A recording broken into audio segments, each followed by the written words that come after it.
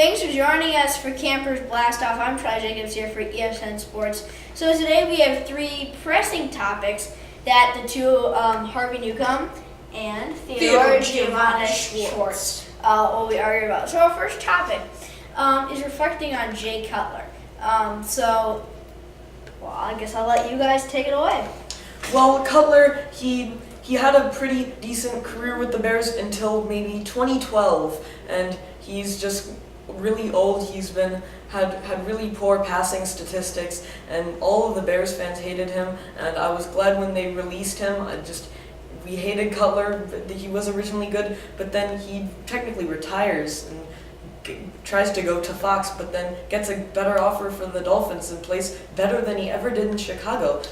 And unretires. What are your thoughts on this? I totally get that, but I still hate Jay Cutler with my life. He ruined it for the Bears once his play started deteriorating. He's completely ruined it. This team would not be this garbage without Jay. If Jay Cutler had not been around, we would have been. It's indescribable and it's disheartening. And you know what? When everybody hates you like the way he does, you don't have to act like a baby. And that's what I think Jay Cutler does, which is why he makes me so mad every time I hear the name Jay Cutler. Although it may not be all Cutler's fault, though. The Bears kept Forte for a few years too long, and they never got any great wide receivers until this year, and that was just because of the new coach. Brandon Marshall was a good wide receiver for a while, for a long time. If it weren't for Brandon Marshall and Alshon Jeffrey while he was around, and even Matt Forte, who did well, the Bears wouldn't have even had a shot in any season. They probably would have gone fully defeated. They would have gone 0-16 maybe some seasons. But who wanted to be on the Bears? Besides, the Bears already had Cutler, but people think he's a good starting quarterback, but he's just not. They couldn't have gotten any other quarterback. No one wants to join the Bears.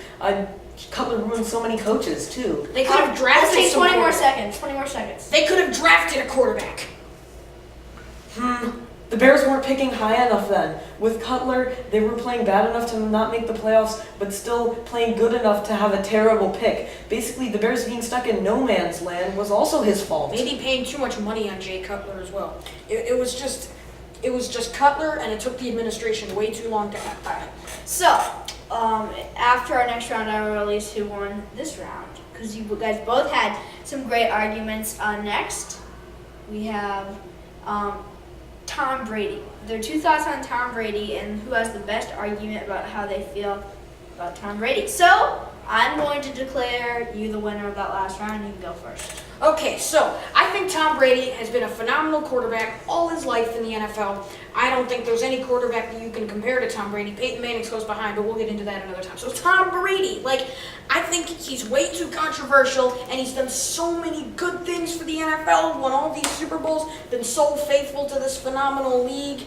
But there's also a bad controversial, too. There's still skeptics going around that he deflated the footballs, and he was trash in college. It just happened that the Patriots had a good coach and good receivers, considering he was picked in the 6th round. He even lost the senior spot to a freshman at quarterback at Michigan. Yeah, and that is very sad, but what matters is he developed when he came to the NFL and was quite a pleasant surprise, and that's where we need to leave it at. But then he started getting stuck up when they started winning. He won 5 championships, the only championships the Patriots have ever won. And it's just, whenever I see Tom Brady's face, I think cheater. So, do you think cheater when you see Tom Brady's face? No, I think faithful, and word has it that he was willing to make less money to save room for other great players on that team. That's how much of a team faithful he was. Rumor, did it actually ever happen? You're crazy. It's just not going to happen. Tom Brady still wants all the endorsements. He still wanted to... He just wants to be respected for who he is. Okay, so you think he's a good player, but not a good person. You're going good person and good player? Alright, and so I'm going to have to give that round was a tie, I think. You guys both had really good arguments, and I understand you guys have selected what your last argument will be. What have you two decided on? LeBron James. Alright, LeBron James. So you guys both have different opinions on him. Let's hear it. Personally, I don't think LeBron should just team jump. It's fine that Durant did it once, although he did draw a lot of scrutiny. But LeBron jumping from the Cavs, then to the Heat, and then back to the Cavs, and then to the Lakers. What the heck is this guy doing? And on Shaq's interview with ESPN, Shaq said that he was chasing championships for the last few years of his career, and he said LeBron shouldn't do it too, but he still went to the Lakers, a big market team, where they're going to rig games for him. He's been very open. I do not believe the Lakers are going to rig games for LeBron James. They've had too much respect over the years, and in their phenomenal and very good team days, they had nothing but respect, and they know how to keep most of their fans, I think, as an administration. Okay. But first, I have a question. What do you mean the Lakers are gonna rig the game? Well, the Lakers are just gonna let LeBron shoot because all the Lakers fans want to do is see LeBron. It was just like that with Kobe too. They wanted, hey, we want to see Kobe shoot. That's why they did the farewell tour. All right.